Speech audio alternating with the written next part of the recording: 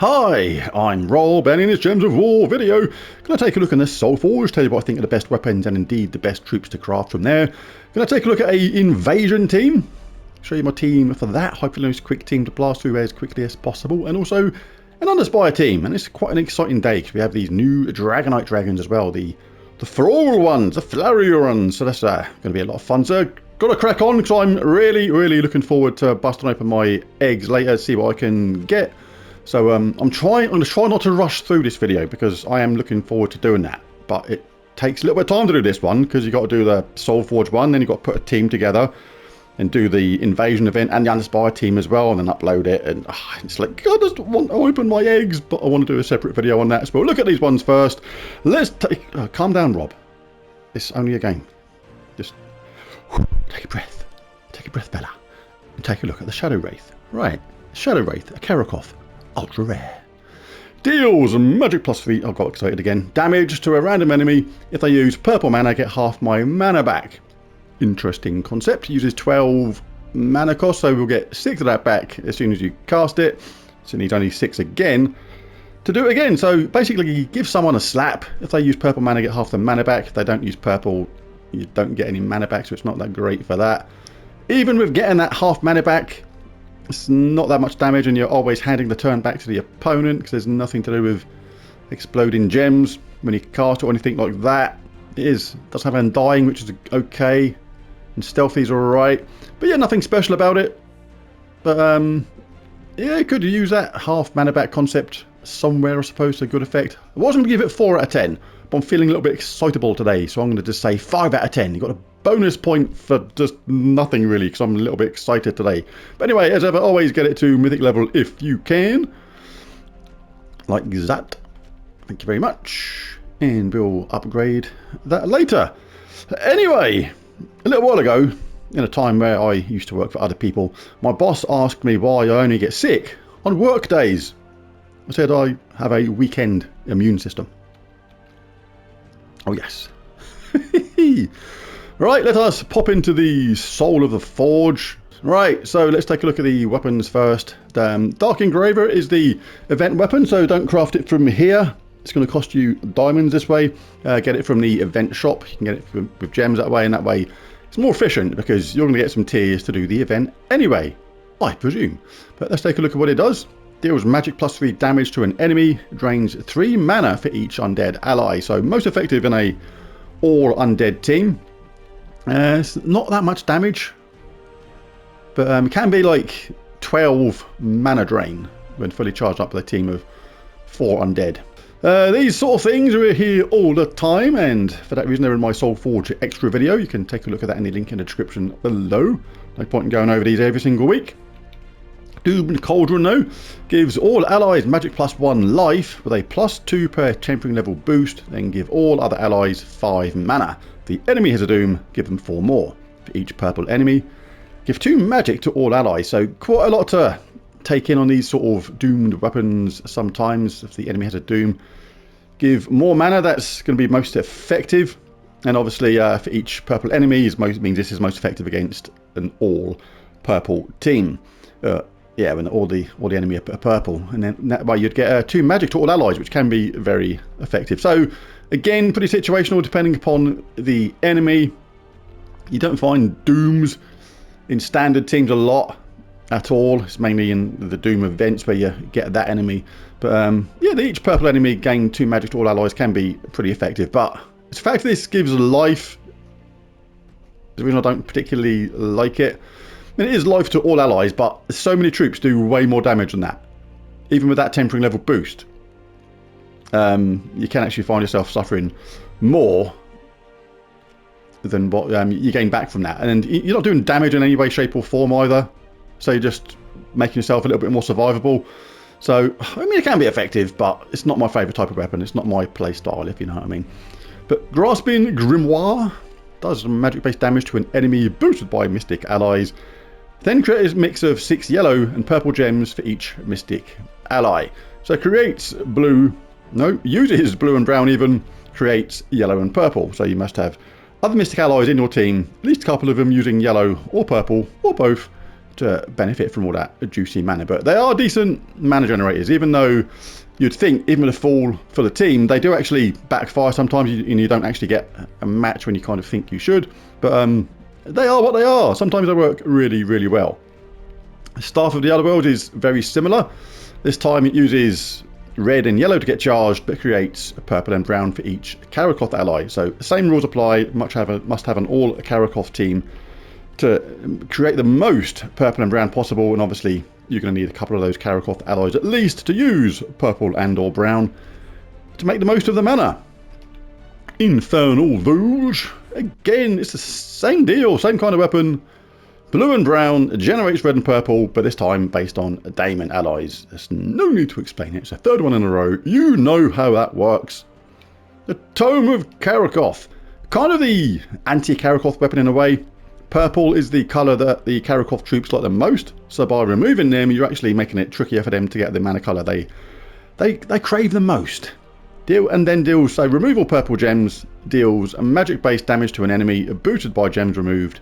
The enemies from Karakoth, if that is in Karakoth, deal double damage. So, good in that situation. Don't know many people that actually use these weapons. The reason to collect this kind of weapon is mainly because it's extra cheap to cast, just 75 diamonds, really cheap, and a few other bits. And it is another weapon, because to progress your kingdoms, at some point you're going to need a certain amount of weapons from certain kingdoms fully powered up, and that is where that comes in handy, because it's nice and cheap to buy, and it gives you another weapon from that kingdom. Old Magus's Staff. Explode, magic +1 purple gems, grant a random status effect to all Karakoth allies, and summon a Karakoth troop. Do you like these kind of weapons? I like the fact that by exploding gems it's guaranteed mana. I don't mind these kind of ones that do the create a mix of style ones, but I like absolutes in games. I like things that are guaranteed to happen. I don't like taking a chance if possible. And I'll use Wonder Stars quite a lot, but that is different because it's so good, it's just ridiculous. But yeah, this explodes magic +1 purple gems, guaranteed mana, providing this purple on the board. Grant a random status effect to all Karakoth allies, and has a summon as well. Really, really useful. These are fantastic kind of weapons for early and middle game players, and I still use one now and again today, these kind of weapons, because you never know when you can get ambushed or surprised, and it's really good to have that summon as a backup. Wonder Stars, mentioned it a minute ago, still the best weapon in the game, and I can't see it ever not being the best weapon in the game, because if there's anything better than this, the game would be truly broken. It's already a bit broken with this. Create 6 elemental stars, bless all allies, or create 7 umbral stars and curse all enemies. Cursing's really good for making previously impervious troops normal troops. But like when Superman walked into that chamber thing, took away all his powers, made him normal, and really good for that curse. But the bless is fantastic as well. It does the opposite. It kind of makes all your team basically impervious. So yeah, really, really cool, as well as all that potential mana gen. It can backfire sometimes, but generally it's worth the risk, especially if you do it in the right way, depending upon what colours are on the screen at any given moment. These cursed malarkey ones are here all the time. We should have some new ones in a minute. Because of this, the new dragons. Emerald Sensor. Deal damage to an enemy boosted by purple allies and mystic allies. So basic damage with a boost. And then we got these new ones. These are all related to the new Floral Dragons. There they are over there. Look.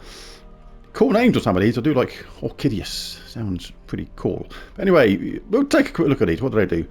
Cleanse myself. And then inflict 9 stacks of... What? 9?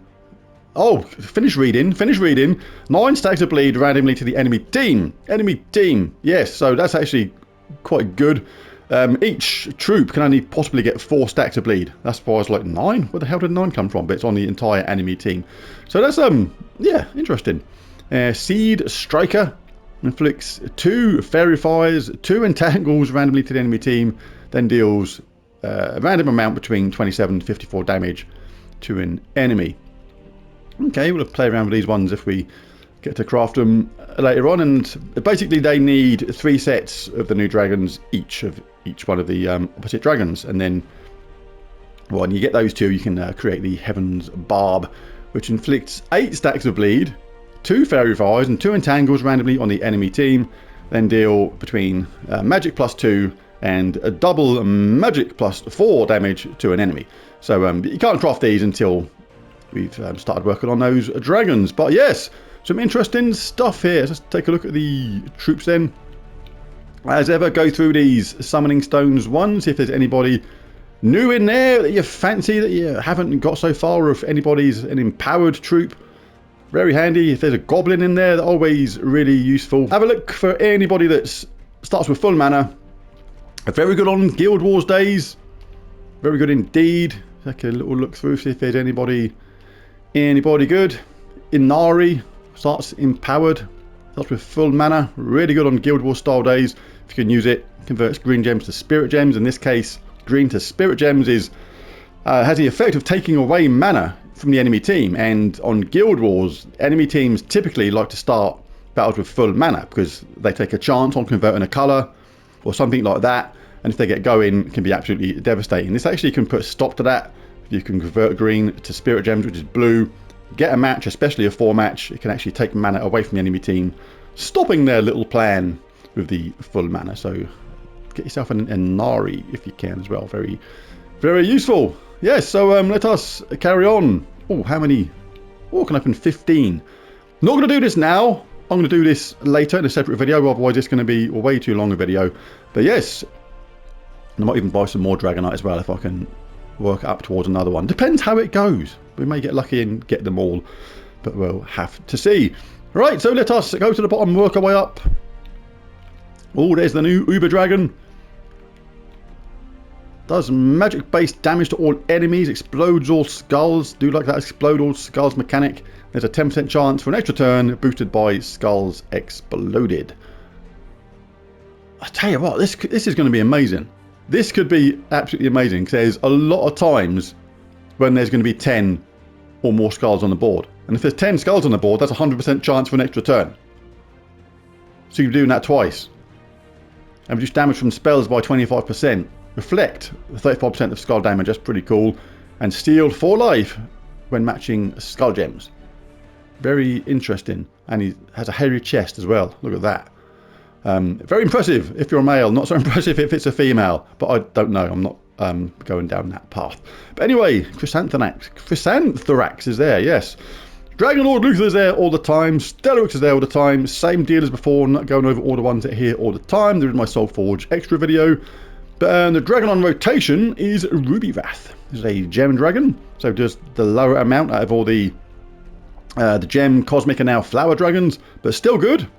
Does that damage, converts red gems to red giant gems with a 10% chance for an extra turn boosted by red gems. Now, these are pretty cool to like the aura they give. In this case, give 2 magic to all red allies when matching red gems, pumping up the damage. But the point of this one being here is it costs extra Dragonite. And if this is the last one you need out of the gem dragons on your path to crafting Stellarix, then I'd say it's definitely worth the extra Dragonite. Because basically the odds are stacked against you to get it normally like 5 to 1. And if this is the last one you need and you open a normal egg, it's 5 to 1 against. Basically, that means you're going to get another duplicate. So to me, I do like to work in absolutes. I like certainty in things. So to me, spending that extra Dragonite to guarantee I'll get what I want, to me is worth it. But you may get lucky, open it normally and get it anyway. But you paid your Dragonite and you take your choice. But I know what I would rather be doing myself. But us carry on. Let's take a look at the first mythic. Where are you? Oh, Champion of Guard. He's meant to be a mythic, just not a very good one. Sounds good. Gain magic based armor. In my case it's 92. If there's 13 or more skulls, give double the armor. Then create a mix of 22 blue and red gems. Uses red, so can actually self charge and do it again. And the traits are pretty handy too. Reduce damage from spells by 50%. Reduce damage from skulls by 60%. And all red allies gain 1 to all stats at the start of each turn. Actually sounds like really, really good. But the trouble is with it, against a true damage team, he's had it because you can have as much armor as you want, mate. And it don't matter if it's a true damage, you're still going to die. Even though, oh, blinking X, excuse me, you do have that damage reduction. But yeah, he's not actually that good. It can get tanky because of that all red allies gain 1 to all stats at the start of each turn. And get stuck in a bit of a position where you can't really win if you're not dealing enough damage, and he's just managing to self-charge and you're not doing true damage, and it can be really good that way, but especially on a defensive team. But yeah, in the real world use, Champion of Guard is a little bit rubbish. Undying, not exactly great either, but definitely better than Champion of Guard. Does magic-based damage to an enemy and the next enemy below, boosted by Merfolk and Submerged allies. Submerge blue allies and silence blue enemies. So very good against an all-blue enemy team. You can silence a lot of them, providing they're not immune.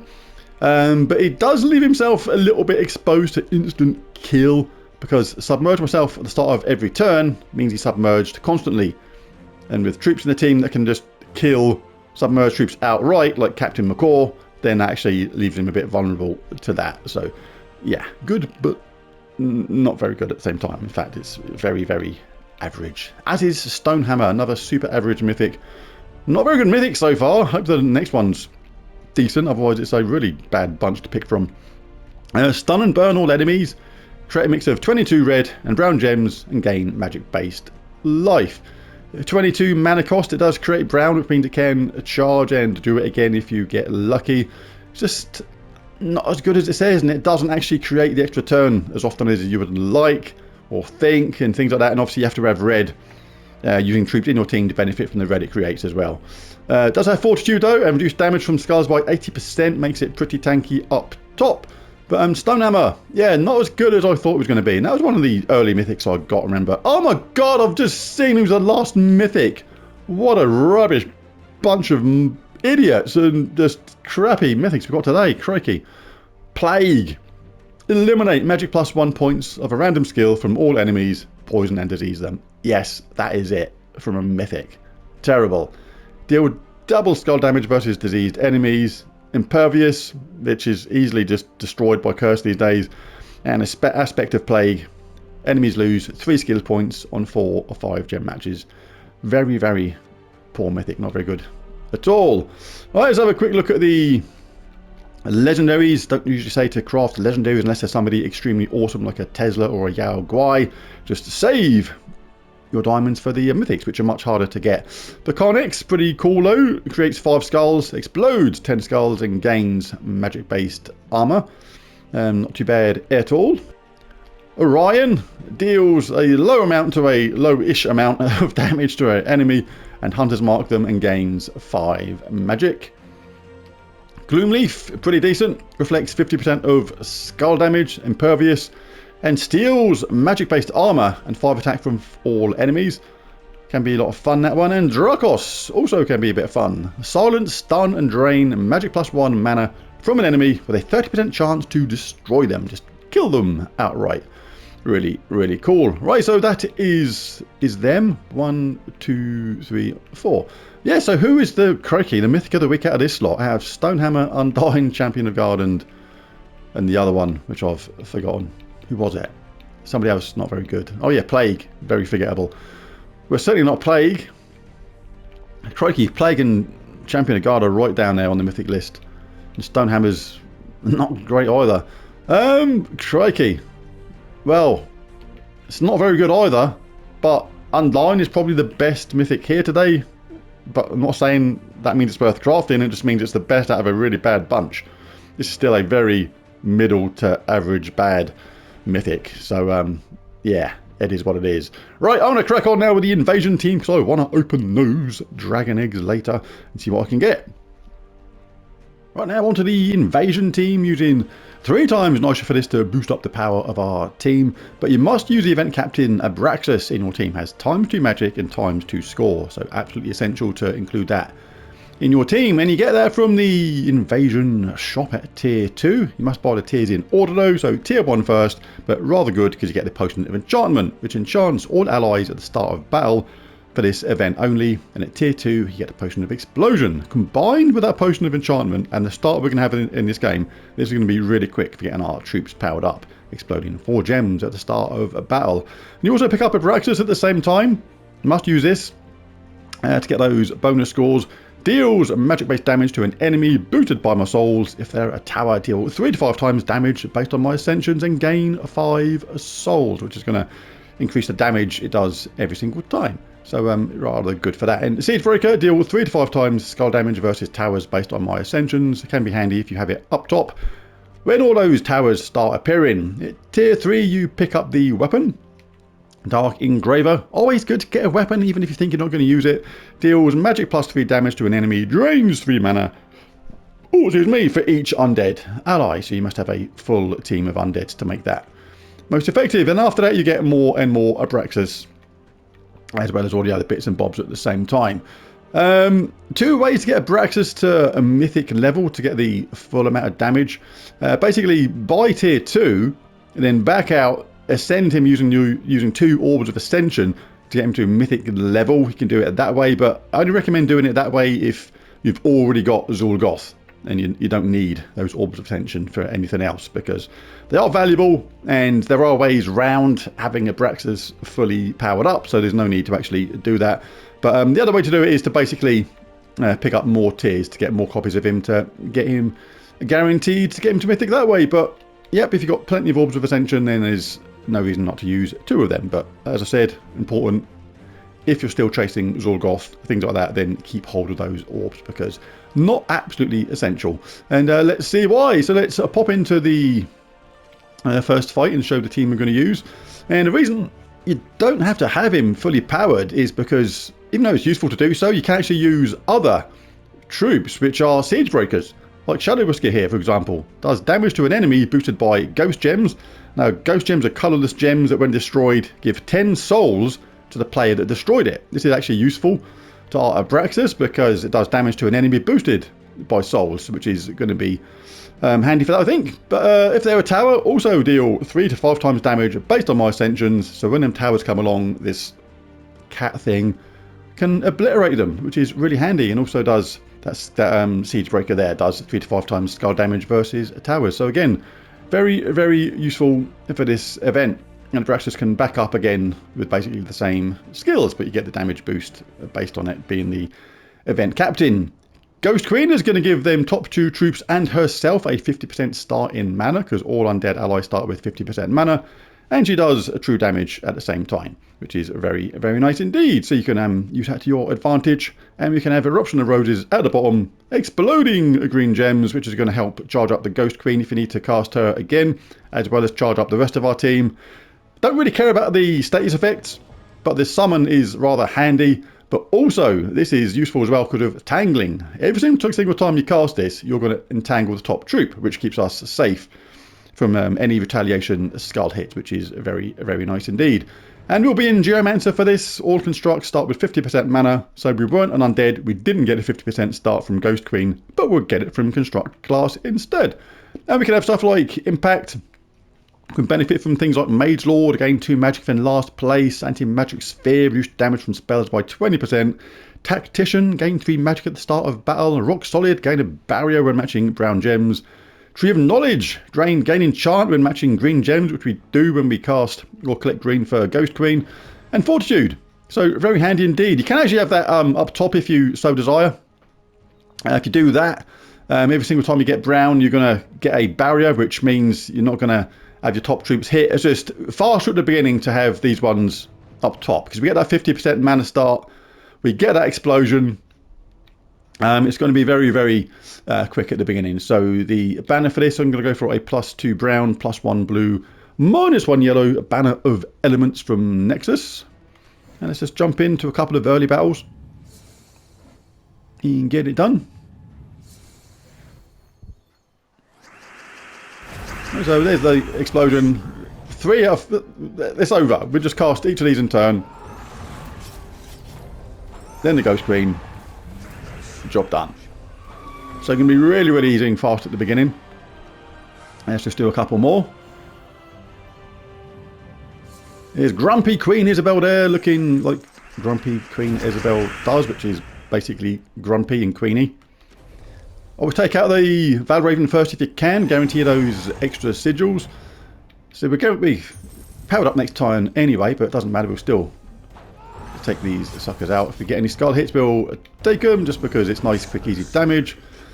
And Isabel can be grumpy in the next life. It's a bit grim. Alright, let's just do one more of these and we'll jump forward to some later levels. See if it gets any trickier. May as well get a 4-match while it's there. There we go. And bash them out of it. Our troops are ready to go. See, the good thing about casting Eruption of Roses early is you save that top troop from that skull damage. So you can have Eruption of Roses up top. That is definitely a viable way to go. I'll just do one more here. So I was going to explain a little bit more about the benefits of having Eruption of Roses up top. So if you do have the Eruption of Roses up top, obviously you get to cast it quicker because Eruption of Roses would have picked up that blue and red, which Shadow Whisker is just collected. Excuse me. So when we cast that, we would have got that tangling effect on the top troop. So if you're a lower powered player, like you can't withstand very many skull hits before dying, then I'll definitely recommend having the weapon up top. Don't actually need to collect this, but I'll do it anyway just to show the effect of this. So when we do that, we're going to explode gems and the top troop gets entangled, which actually means you can then actually pick on people below them. And if you get any skull hits like that, you're going to be unaffected. So definitely a good way to go about it if you're a newer player. Much safer all around. So let's jump forward a bit. Well, jumped forward to when 2 towers start appearing, but still very, very straightforward because in a way things actually get easier the more towers that appear, because the way our top 2 troops just deliver so much damage to those towers, both of them doing that really handy extra bonus damage. So really cool. So just get the troops powered up nice and quick. Yeah, we don't care about that. Take out the towers straight away. If you want extra safety, you can actually just cast your Eruption of Roses first as well, just to get that top troop entangled, providing they're not immune in any way. And yeah, just to finish off. Let's do them. Let's cast that again for the extra mana.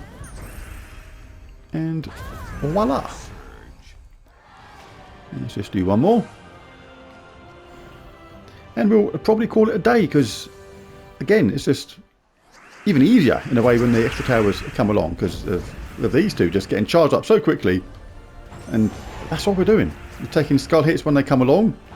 When the towers are first in line, you'll take skull hits to get that extra damage. And let's get him out of it. Let's cast Eruption of Roses. They can be entangled as well as get mana, but they died anyway. So, yeah. Very, very straightforward. Right, let's make this the last one, and we'll jump to the Underspire team.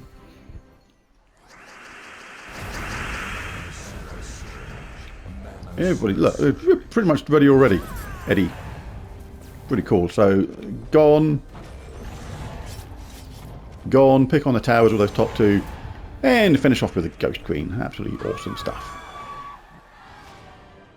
Right now, quickly onto the Underspire team to show a couple of fights here, because I want to crack open my dragon eggs, see what I can get regarding those Flower Dragons.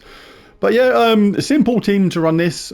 Media deals magic +3 damage to all enemies, enchant all allied daemons, and barrier all mystics. She's a mystic herself, so she'll get barriered, which she needs because she's got that dodgy skin condition going on there, which should help her out. All mystics gain 1 magic as well on 4 or 5 gem matches, which is really good, so we can benefit from that. And 2 of her, very handy indeed. And using red and purple, Eldritch Minion starts battles with full mana, converts all brown to purple. We don't use brown.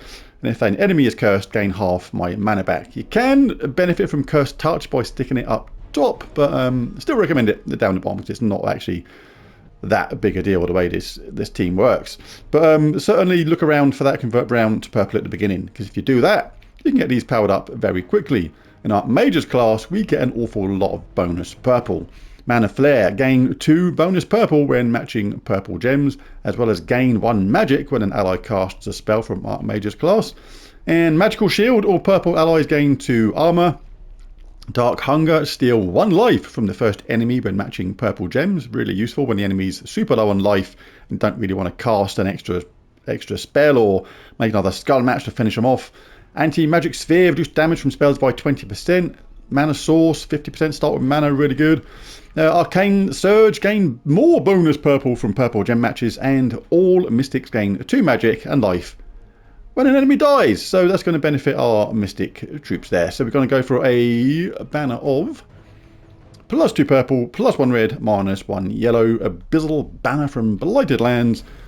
Let's jump in there. You don't get the enchantment like we do in the event for this, so just you've got to go for it what's there. I shouldn't have actually done that, actually. You should always look for this first.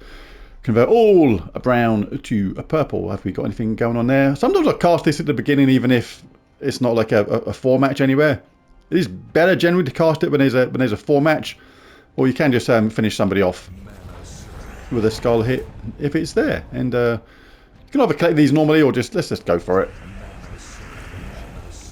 But you shouldn't really do that normally, because you can actually set the enemy up. And let's just cast it on her. Sometimes there's no way of getting a super fast team out of this kind of stuff. We can collect stuff for our media. In fact, that's going to be a better way to go about it, actually. If we get her powered up quickly, she does damage to all. And you can move on. Just got our lantern there from Matey Boy Longface. Street Thief, got gold popping out of everywhere there. So a brown to purple, just have a little look around. If you've got any 4 matches, happy days. If not, better to kind of take it normally. But we've got no matches there at all. Well, we'll do that then. We'll make it give us something if it's trying to deprive us of the stuff that we want. Yeah, that's a better way to go about it in the early stages. Just get media powered up and cast her, doing damage to all. No point picking out one enemy at a time when you can finish them all off in one go. Yeah, let's just do a couple more battles. I want to open my Floral Dragons, see what I get. So brown to purple, still not a luck going on with that. Sometimes you're looking around for 4 matches generally. And let's go for it. It's better to actually save them for guaranteed 4 matches, but things can still happen nice and quick at the beginning, and especially when the enemy's not too dangerous, you're not actually taking too much of a risk. But you do have to be careful of that in the later stages. When the enemy hits a lot harder, that's when you're looking out for the 4 matches in general to not set the enemy up. Right, so let us have a look again. Have we got any brown to purple? Not in a big way again, so we'll collect that normally. Patience is a virtue sometimes. Have a little glance around, so we've got it there now, look. And that should be able to get our media powered up. Oh, we didn't get a mana splurge, how annoying. And we got no purple. And we got no red. What the heck? In that case, we'll just bash him around the bonds just for being annoying. And we'll collect some red when it's there. Could have been patient and waited one more round and got purple instead. But hey, just lingering their doom for a little bit longer. But there it is, there's the video. If you enjoyed it, it'd be really cool if you bashed that like and subscribe button. It really does help. But most of all, thanks for watching, and I'll catch you again in the next one. Bye for now.